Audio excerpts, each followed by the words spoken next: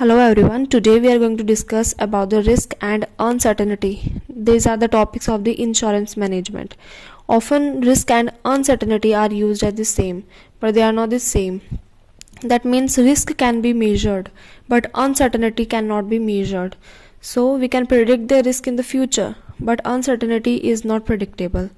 That means risk को हम major कर सकते हैं, रिस्क का हम प्रेडिक्शन कर सकते हैं कि फ्यूचर में हो सकता है, बट अनसर्टनिटी का कोई प्रेडिक्शन नहीं होता, ये एक अननोन फैक्ट है. So the next topic is hazards.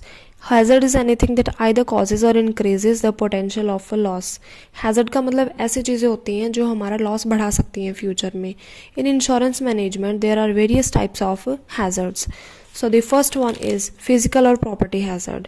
Physical और प्रॉपर्टी हैजर्ड, जैसे कि नेम हमें बता रहा है कि फिजिकल और प्रॉपर्टी हैजर्ड कैसे होगा. जैसे कोई क्रैकर्स वगैरह हैं स्टॉक करके रखे हैं किसी बिल्डिंग के अंदर और इन फ्यूचर वहाँ पर फायर इनकर हो जाती है, तो this is a type of hazard.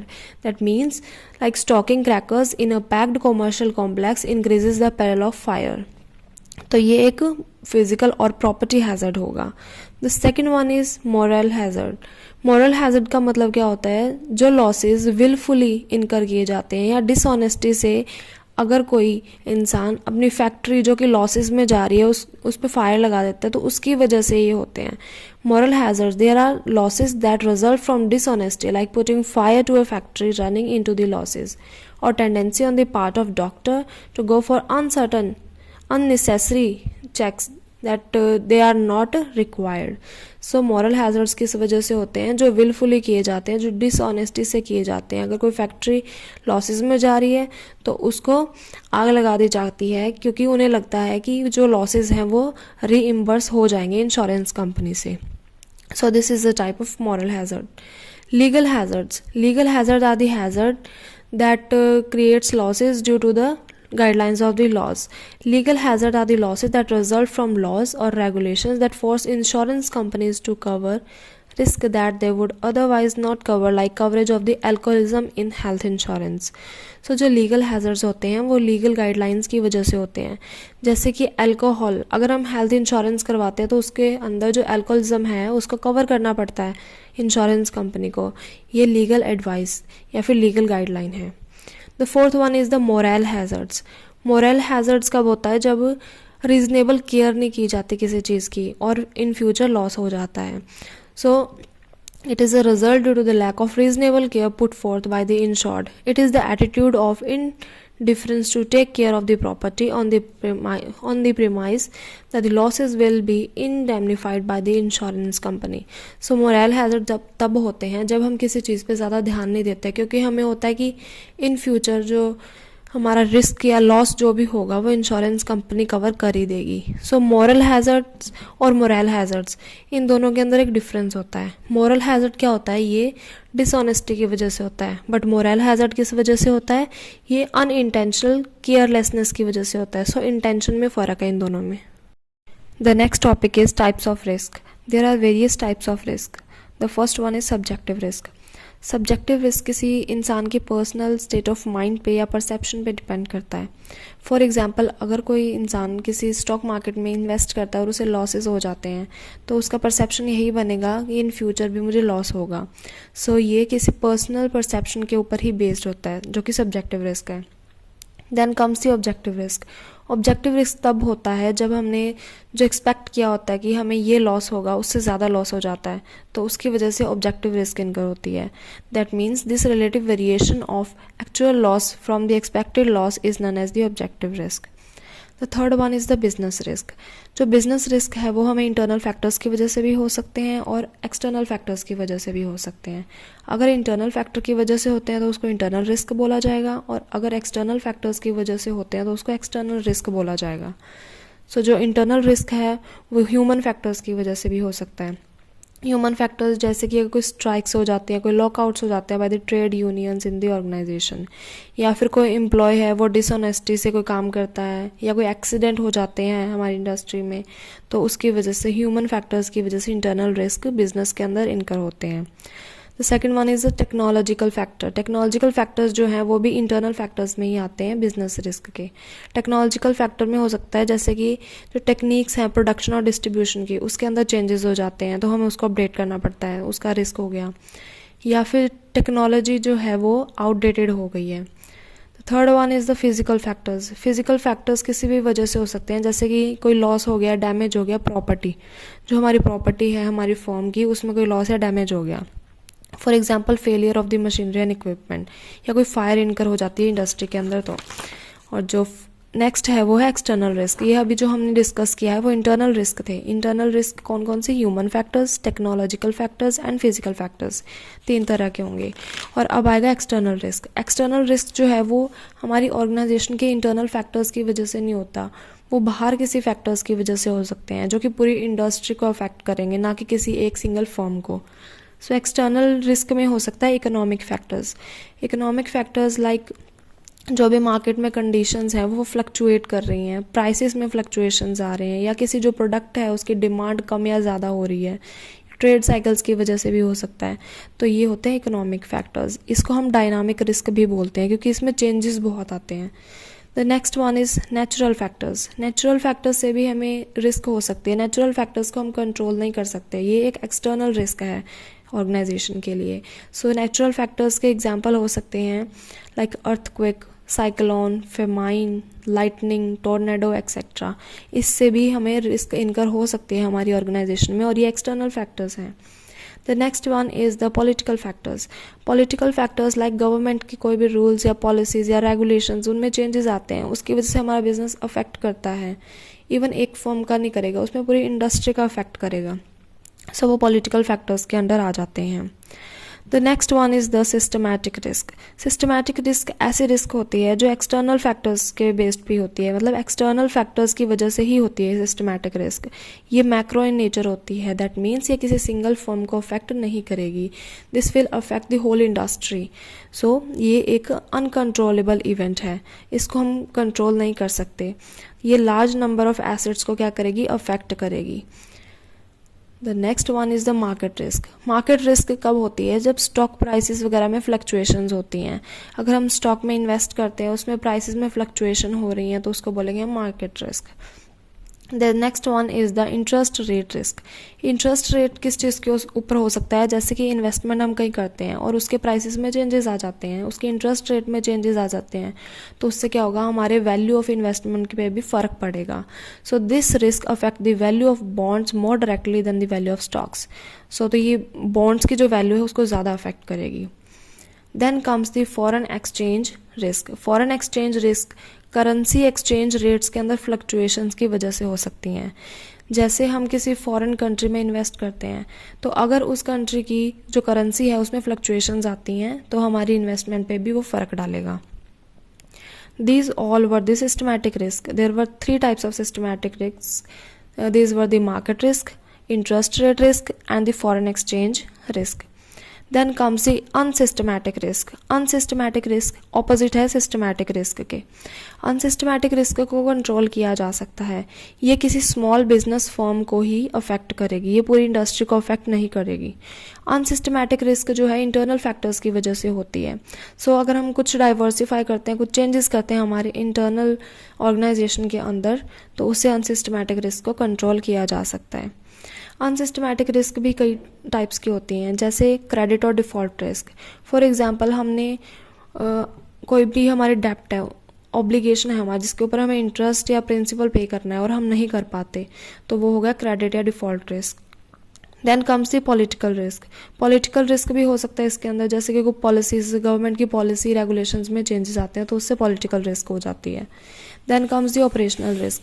Operational risk जो है हमारे बिजनेस में जो ऑपरेशंस हो रहे हैं, हम जो काम हो रहे हैं उसके अंदर कोई लॉसेस वगैरह इनकर हो सकते हैं, तो वो होती है हमारी operational risk. For example injury to the employees, या फिर कोई कस्टमर के डाटा वगैरह अगर लीक हो जाते हैं सिक्योरिटी अच्छी ना होने की वजह से, तो वो भी ऑपरेशनल रिस्क में ही आएगा। Then the 6th type is the pure risk. Pure risk क्या होती है? Pure risk is a risk in which there is only a possibility of loss और नो लॉस। मतलब इसके अंदर 2 ही चांसेस होंगे, या तो हमें लॉस होंगे या फिर नो लॉस होगा, मतलब गेन की कोई भी पॉसिबिलिटी इसके अंदर नहीं है। ये भी बहुत टाइप्स की होती हैं। First type is the personal risk. Personal risk के अंदर क्या होगा, किसी भी इंसान की अगर डेथ हो जाती है, कोई डिसेबिलिटी हो जाती है, अगर वो रिटायर हो जाते हैं, अनएम्प्लॉयमेंट हो जाती है, तो उससे जो रिस्क क्रिएट होती है उसको बोलते हैं personal risk. The next one is the property risk. Property risk मतलब जो प्रॉपर्टी है हमारी ऑर्गेनाइजेशन की, या जैसे कि हाउस में फायर लग गई या कार चोरी हो गई, तो वो जो होती है रिस्क उसको बोलते हैं property risk.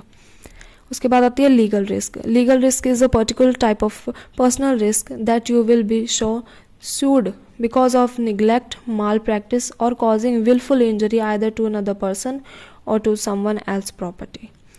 So the next type is the speculative risk.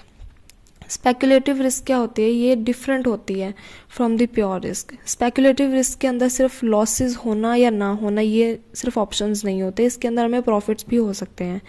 जैसे कि फाइनेंशियल मार्केट्स में इन्वेस्ट करना, तो वहाँ से प्रॉफिट भी हो सकते हैं और लॉस भी हो सकते हैं। सो दोनों ही चांसेस हैं, उसको बोलते हैं speculative risk. Speculative risk is opposite to pure risk. Then comes the group risk. Group risk को हम फंडामेंटल रिस्क भी बोलते हैं। ग्रुप रिस्क जो है किसी एक इंसान को इफेक्ट नहीं करेगा, ये ग्रुप ऑफ पीपल को इफेक्ट करेगा। फॉर एग्जांपल अर्थक्वेक और टेररिज्म। या फिर इकोनॉमिक रिस्क भी हो सकता है, जैसे कि अनएम्प्लॉयमेंट है, वो भी किसी एक इंसान को अफेक्ट नहीं करेगा, वो काफ़ी सारे ग्रुप ऑफ पीपल को अफेक्ट करेगा। The next one is the individual risk. Individual risk किसी एक इंसान के लिए होती है, फॉर एग्जाम्पल पर्टिकुलर रिस्क भी हम इसको बोल सकते हैं। Then comes the voluntary risk. Voluntary risk तब होती है जब हम कोई ऐसी एक्टिविटी इनकर करते हैं जिसकी वजह से हमें फ्यूचर में रिस्क हो जाती है। दैट मीन्स हमारे डिसीजन की वजह से रिस्क है ये। For example driving a car, riding a motorcycle, climbing the ladder, smoking cigarettes जैसे स्मोक करते हैं तो पता है रिस्क है, हेल्थ हैजर्ड है इसके अंदर, तो ये होती है वॉलेंट्री रिस्क। मतलब हमारे अपने डिसीजंस की वजह से ये रिस्क होती है। The next one is the involuntary risk. Involuntary risk मतलब these are uncontrolled, we haven't decided anything but still there is a risk. So हमारे डिसीजंस की वजह से नहीं है ये रिस्क, हमने सोचा नहीं था, विदाउट आवर प्रेडिक्शन ये रिस्क हो जाती है, तो उसको बोलते हैं involuntary risk. So now we are going to discuss about how to minimize the burden of the risk. As we all know that the risk cannot be eliminated completely, so we can handle it by minimizing or controlling it. There are various methods that will help us in handling the risk. The first one is the scientific forecasting and market research. This method shows that we have to plan our business in a proper way so that we can reduce the errors in the planning. So market research tells us about the future economic conditions. तो इसमें क्या है कि जो हमारी planning का जो procedure है उसके अंदर एरर्स नहीं होने चाहिए, क्योंकि प्लानिंग पे ही हमारी इम्प्लीमेंटेशन भी बेस्ड होती है। तो जो भी इकोनॉमिक कंडीशंस वगैरह है उसका भी हमें पता लग जाता है मार्केट रिसर्च की हेल्प से। सो जो फ्यूचर थ्रेट्स हैं, अपॉर्चुनिटीज़ हैं, उन सबको अच्छे से प्लान करने के बाद ही हमें आगे इम्प्लीमेंटेशन प्रोसीजर करना चाहिए, ताकि जो भी रिक्वायर्ड चेंजेस है वो हम पहले ही कर सकें और जो भी इन फ्यूचर जो रिस्क हमें हो सकती है उसको हम मिनिमाइज़ कर सकें। So scientific forecasting and market research will help us to reduce the risk. The next one is the technological advancement. Technological risk भी हमें होती है, अगर कोई टेक्नोलॉजी ऑब्सोलीट हो जाती है तो उसकी वजह से हमें टेक्नोलॉजिकल रिस्क हो सकती है। सो टेक्नोलॉजी जो है वो हमारी पूरी एडवांस होनी चाहिए ताकि जो एडवांस्ड प्रोडक्ट्स हैं वो हम प्रोवाइड कर सकें। Then comes the credit screening and control. Credit screening and control के अंदर क्या होता है, जब भी हम कोई भी सामान, कोई भी प्रोडक्ट्स हैं सप्लाई करते हैं ऑन क्रेडिट, तो हमें प्रॉपर कस्टमर की स्क्रीनिंग करनी चाहिए। जब हम प्रॉपर स्क्रीनिंग करते हैं उससे हमें पता लग सकता है कि इन फ्यूचर जो कस्टमर को हम क्रेडिट पे प्रोडक्ट्स दे रहे हैं क्या वो हमें पेमेंट कर पाएगा। और इसमें हमें क्या करना है, जो कलेक्शन है हमारे आउटस्टैंडिंग डेट्स का वो टाइमली करना है, सो दैट हम रिस्क से बच सकें। And tight inventory control system will also help us to reduce the risk in the future. So the fourth one is the various safety programs. Various safety programs are of many types. For example, fire fighting equipment. In this case, अगर कोई हमें fire के related कोई risk है तो वो fire fighting equipment से हम रिड्यूस कर सकते हैं। हम अलार्म वगैरह भी लगवा सकते हैं। The next one is the cold storage और रेफ्रिजरेशन। कोल्ड स्टोरेज फैसिलिटी भी हम लगवा सकते हैं ताकि जो पेरिशेबल प्रोडक्ट्स हैं वो ख़राब ना हो। The next one is a special package. Special package will help us in reducing the chances of breakage, leakage or anything else. The next one is the proper pest control methods. Proper pest control method will also save our goods from any type of damages. The next one is a safe working environment. Safe working environment must be provided to the employees so that they can work well. The fifth type comes is the appropriate government policies. Appropriate government policies plays an important role in risk management. So they will help us to reduce the risk also. That is the external risk we can say. The sixth one is the shifting the risk. Risk can be reduced by shifting it to the people who are skilled in managing them and are willing to bear them. So जो risk है वो हम किसी और पे भी shift कर सकते हैं. फॉर एग्जांपल अगर हमारे पास इतनी स्किल्स नहीं है कि हम रिस्क को अच्छे से मैनेज कर सकें तो हम उसको आउटसोर्स कर सकते हैं, किसी और बंदे पे वो रिस्क जो है वो ट्रांसफ़र कर सकते हैं ताकि जो रिस्क मैनेजमेंट है वो अच्छे से हो सके. इसका फर्स्ट मेथड है हैजिंग. फॉर एग्जांपल हम प्राइसेस आज सेट कर लेते हैं और जो गुड्स वगैरह हैं या कोई स्टॉक में हम जहाँ कर रहे हैं डीलिंग्स वो हम फ्यूचर में कर सकें. मतलब प्राइसेस आज का ही फिक्स हो जाता है, डीलिंग आज ही फिक्स हो जाती है, जिससे हमारी जो फ्लक्चुएशंस हैं कमिंग पीरियड के अंदर उसको हम रिड्यूस कर सकते हैं. तो इससे हमारे लॉसेस जो हैं वो कम हो जाएंगे. The next one is the under writing. For example एक पब्लिक कंपनी है, अगर वो इशू करती है शेयर्स या डिबेंचर्स और उसे रिस्क लग रहा है कि इन फ्यूचर हम पूरी तरह से जो है सेल कर पाएंगे या नहीं कर पाएंगे शेयर्स या डिबेंचर्स को, तो इस केस में क्या होता है जितने भी शेयर्स और डिबेंचर्स होते हैं वो अंडर राइट कर दिए जाते हैं अंडर राइटर को. तो इससे क्या होता है जो रिस्क होती है वो शिफ्ट हो जाती है अंडर राइटर पे, कंपनी पे नहीं रहती उससे. तो this is also a type of shifting the risk. The next one we can say that subcontracting. अगर एक फर्म है बहुत बड़ी है, वो क्या करती है कि अपने कोई और सब कॉन्ट्रैक्टर रख लेती है, कोई अलग कोई छोटी और फर्म को रख लेती है जिसमें जो कंपोनेंट्स प्रोवाइड कर सकती है जो मेन पेरेंट फर्म है उसको. तो इससे भी क्या होती है रिस्क ट्रांसफ़र हो जाती है सब कॉन्ट्रैक्टिंग फर्म के ऊपर. Then comes the avoidance. Avoidance में क्या हो सकता है, ये भी एक मेथड है रिस्क को मिनिमाइज करने का. अवॉइडेंस में क्या करते हैं हम एलिमिनेट कर देते हैं रिस्क को. फॉर एग्जाम्पल हमें लगता है कि यहाँ से हमें रिस्क हो सकती है तो हम वो वाला काम परफॉर्म ही नहीं करेंगे. That means you can avoid the risk of loss in the stock market by not buying or shorting stocks. That means अगर हम स्टॉक को परचेज ही नहीं करेंगे तो रिस्क कैसे होगा. तो ये है कि हम जो चीज़ें हमें लगता है इससे रिस्क हो सकता है हम उसको पूरी तरह से अवॉइड कर देते हैं. The next one is the loss control. Loss control में हम क्या कर सकते हैं, लॉस को हम प्रिवेंट भी कर सकते हैं कि लॉस इन फ्यूचर हो ही ना, या फिर हम क्या करते हैं उसको रिड्यूस करने की कोशिश करते हैं. दैट मीन्स लॉस प्रिवेंशन में क्या होगा, हम ऐसे फैक्टर्स पहले आइडेंटिफाई कर लेते हैं जिससे हमें लॉसेस हो सकते हैं. फॉर एग्जांपल हमने सोचा कि अगर हम स्पीडिंग करेंगे तो उससे क्या होगा हमें लॉस हो सकता है, तो हम स्टार्टिंग से ही क्या करेंगे स्पीडिंग जो है वो कम रखेंगे. ये होता है हमारा एक प्रिवेंशन मेजर जिससे हम अपने लॉस को प्रिवेंट कर सकते हैं. Then comes the loss reduction. Loss reduction से क्या होगा, ड्राइविंग स्लो. अगर हम ड्राइव स्लो करते हैं तो उससे क्या होगा लॉस प्रिवेंट भी हो जाएगा प्लस लॉस जो है वो रिड्यूस भी हो जाएगा. दैट मीन्स जब इसका जो मैग्नीट्यूड है लॉस का वो कम हो जाता है लॉस रिडक्शन की हेल्प से. दैट मीन्स अगर हम स्पीडिंग कम रखते हैं, ड्राइव स्लो करते हैं तो क्या होगा जो एक्सीडेंट है वो कम डैमेज देके जाएंगे. Risk retention. Risk retention is of two types. Risk retention में क्या हो सकता है, एक्टिव रिस्क रिटेंशन होता है और पैसिव रिस्क रिटेंशन होता है. एक्टिव जो है वो क्या है, अनअवॉइडेबल है, उसको हम अवॉइड नहीं कर सकते हैं. और जो पैसिव वाली है उसमें क्या है, risk taker either does not know the risk or consider it a lesser risk than it actually. Then comes the insurance. The next method to manage the risk is the insurance. हम insurance policy ले सकते हैं जिससे कि हमारी जो risk है वो मैनेज हो सके अच्छी तरह से. Now we are going to discuss about the insurable and uninsurable risks. The risks are insurable if the degree of the risk is measurable and it will influence the insurance premium. For example, only pure risks are insurable, in which there are only the chances of losses and there are no chance of gains. Then we are able to measure the premium also. The factors determining uninsurable risk are: company cannot calculate the probability of the risk. In this case, the premium will not also be set. So this is a type of uninsurable risk. The next come is if the risk is too widespread. For example, the war in the country. This is also an uninsurable risk. Then comes when the loss is incurred due to the own deliberate actions. It cannot be insured. If, for example, you have financial problem in your business and decide to set fire to your business in order to get a cash payout from the insurance, this will be a void claim. So these were the uninsurable risks. Now we are going to discuss about essentials of insurable risk. That means a risk is insurable or not insurable will depend on various factors. These factors are first judged by the insurance company, then the insurance provided to the insured. The first one is the loss must be due to chance. That means loss must not be intentional. That means अपने will की वजह से loss नहीं करना है. Loss must B accidental और unintentional, तभी जो लॉस है वो इंश्योरेबल होगा. The next one is the loss must be defined and measurable.